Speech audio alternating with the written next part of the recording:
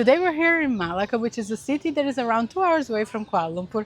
It's considered a UNESCO World Heritage Site, and one of the reasons that makes this place special is that it had a lot of influences from colonial powers in the past, including Portugal, the Dutch, the British. So the city itself has a lot of different mix of cultures, of architectural styles, and obviously food. So today we're going to show you around because we really want to see if it's really worth it as a destination for a day trip from Kuala Lumpur.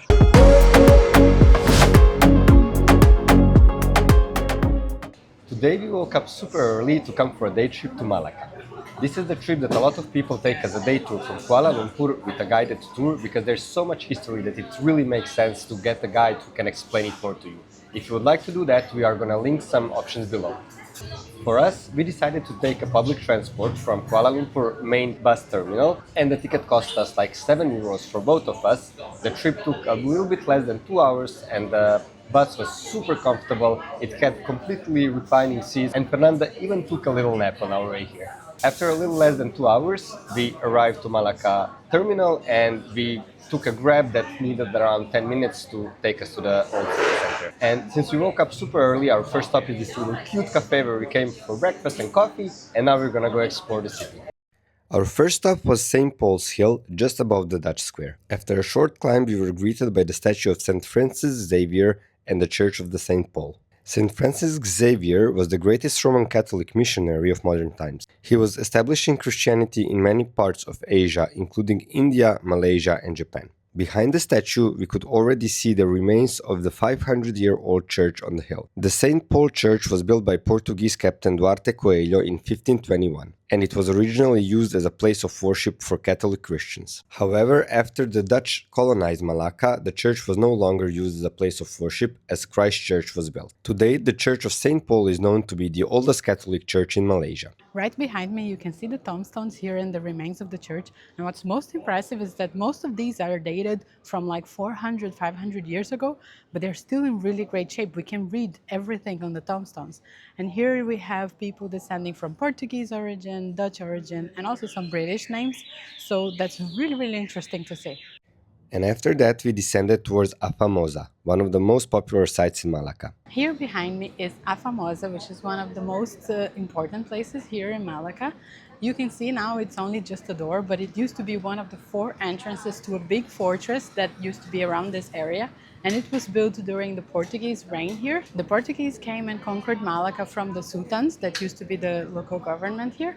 And then it passed on to the Dutch and the British. As you can see, there's no more fortress because when the British took over, when they were afraid they were going to lose power, they blew up the fortress so it wouldn't be used against them. So the only thing left is this door. And another special thing about it is that it's actually considered one of the oldest European architectural remains in whole of Asia.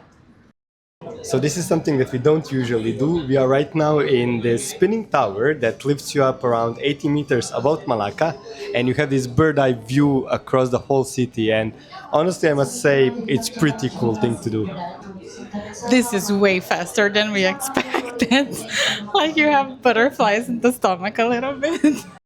If you are planning a trip to Malaysia, we can help you out. In the description below, you will find a link to our map where we marked over 150 spots that you should visit in the country. By getting our map, you will support our work and also make your planning much easier.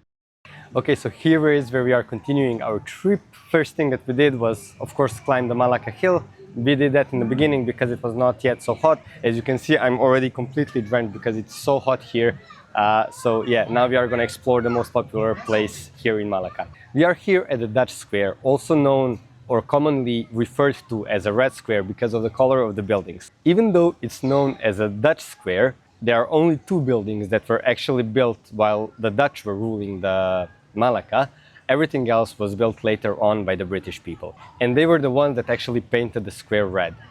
Though the exact reasons for the color are debated, the most widely accepted theory is that the buildings were originally built with the red bricks and were later painted red by the British to cover up graffiti and maintenance issues. In the square you can see buildings like Stadhuis, that was formerly the Dutch City Hall, Christ Church Malacca from 18th century, 50-foot tall clock tower, iconic British Queen Victoria fountain, and countless of trishaws offering their tours.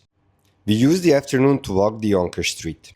The street is known to be one of the most vibrant destinations in town. It's filled with countless cafes, restaurants and local shops. It's also famous for its night market where you can try a lot of different Malay food. Just one street away you can find Cheng Hun Teng Temple. It's Malaysia's oldest traditional Chinese temple, a historical monument and an UNESCO award winner for architectural restoration. And to end our afternoon, we stroll down the Malacca River and observe beautiful colorful houses and countless wall murals.